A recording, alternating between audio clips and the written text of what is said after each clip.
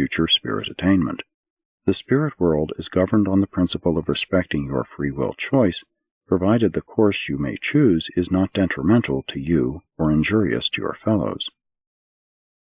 These seraphic evangels are dedicated to the proclamation of the gospel of eternal progression, the triumph of perfection attainment. On the mansion worlds they proclaim the great law of the conservation and dominance of goodness. No act of good is ever wholly lost. It may be long thwarted, but never wholly annulled, and it is eternally potent in proportion to the divinity of its motivation. Even on Urantia they counsel the human teachers of truth and righteousness to adhere to the preaching of the goodness of God which leads to repentance, to proclaim the love of God which casts out all fear. Even so have these truths been declared on your world. The gods are my caretakers, I shall not stray. Side by side they lead me in the beautiful paths and glorious refreshing of life everlasting. I shall not in this divine presence want for food, nor thirst for water, though I go down into the valley of uncertainty, or ascend up into the worlds of doubt, though I move in loneliness, or with the fellows of my kind, though I triumph in the choirs of light, or falter in the solitary places of the spheres. Your good spirit shall minister to me, and your glorious angel will comfort me. Though I descend into the depths of darkness and death itself, I shall not doubt you nor fear you, for I know that in the fullness of time and the glory of your name, you will raise me up to sit with you on the battlements on high. That is the story whispered in the night season to the shepherd boy. He could not retain it word for word, but to the best of his memory he gave it much as it is recorded today. These seraphim are also the evangels of the gospel of perfection attainment for the whole system as well as for the individual ascender. Even now on the young system of Satania, their teachings and plans encompass provisions for the future ages when the mansion worlds will no longer serve the mortal ascenders as stepping stones to the spheres on high. 2. Racial interpreters. All races of mortal beings are not alike.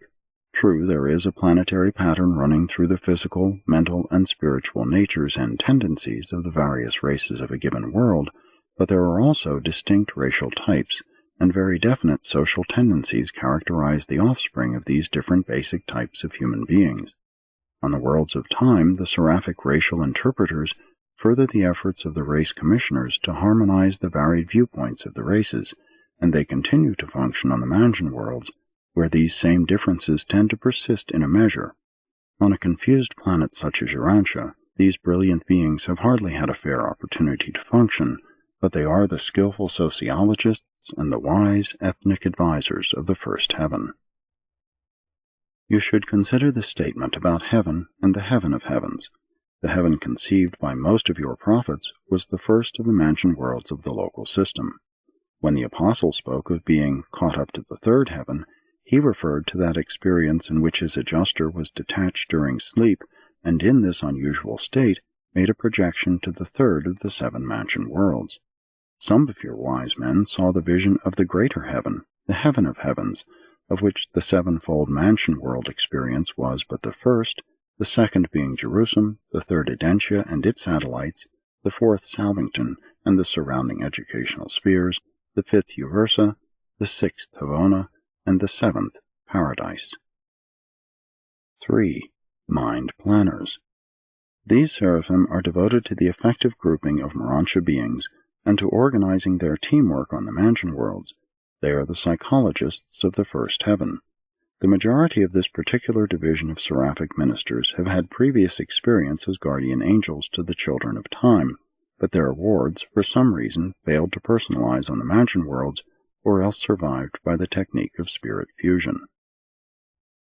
It is the task of the mind planners to study the nature, experience, and status of the adjuster souls in transit through the mansion worlds, and to facilitate their grouping for assignment and advancement. But these mind planners do not scheme, manipulate, or otherwise take advantage of the ignorance or other limitations of mansion world students. They are wholly fair and eminently just. They respect your newborn Urantia will. They regard you as independent volitional beings, and they seek to encourage your speedy development and advancement.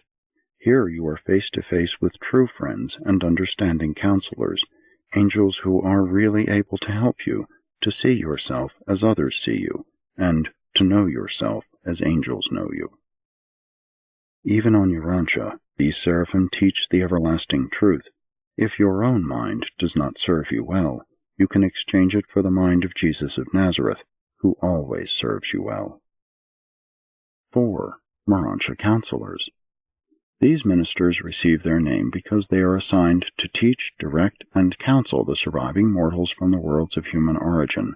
They are the teachers of those who seek insight into the experiential unity of divergent life levels, those who are attempting the integration of meanings and the unification of values. This is the function of philosophy in mortal life, of Mota on the Urantia spheres. Mota is more than a superior philosophy. It is to philosophy as two eyes are to one. It has a stereoscopic effect on meanings and values. Material man sees the universe, as it were, with but one eye, flat. Mansion world students achieve cosmic perspective, depth, by superimposing the perceptions of the Urantia life upon the perceptions of the physical life, and they are enabled to bring these material and Urantial viewpoints into true focus largely through the untiring ministry of their seraphic counselors, who so patiently teach the Mansion world students and the Urantia progressors. Many of the teaching counselors of the Supreme Order of Seraphim began their careers as advisors of the newly liberated souls of the mortals of time. 5. Technicians. These are the seraphim who help new ascenders adjust themselves to the new and comparatively strange environment of the Urantia spheres. Life on the transition worlds entails real contact with the energies and materials of both the physical and Urantia levels, and to a certain extent with spiritual realities. Ascenders must acclimatize to every new Urantia level, and in all of this they are greatly helped by the seraphic technicians. These seraphim act as liaisons with the Urantia power supervisors and with the master physical controllers, and function extensively as instructors of the ascending pilgrims concerning the nature of those energies which are utilized on the transition spheres. They serve as emergency space traversers and perform numerous other regular and special duties. 6. Recorder Teachers. These seraphim are the recorders of the borderland transactions of the spiritual and the physical, of the relationships of men and angels, of the Urantia transactions of the lower universe realms. They also serve as instructors regarding the efficient and effective techniques of fact recording. There is an artistry in the intelligent assembly and coordination of related data, and this art is heightened in collaboration with the celestial artisans, and even the ascending mortals become thus affiliated with the recording seraphim. The recorders of all the seraphic orders devote a certain amount of time to the education and training of the Urantia progressors. These angelic custodians of the facts of time are the ideal instructors of all fact-seekers. Before leaving Jerusalem, you will become quite familiar with the history of Satania and its 619 inhabited worlds, and much of this story will be imparted by the seraphic recorders. These angels are all in the chain of recorders extending from the lowest to the highest custodians of the facts of time and the truths of eternity.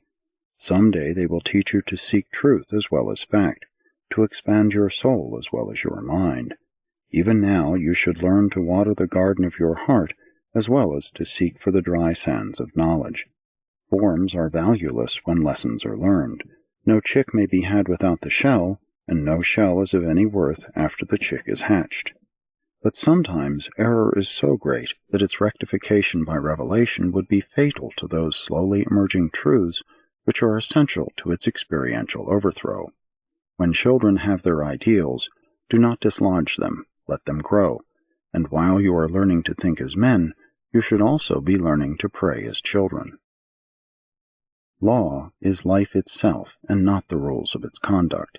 Evil is a transgression of law, not a violation of the rules of conduct pertaining to life, which is the law. Falsehood is not a matter of narration technique,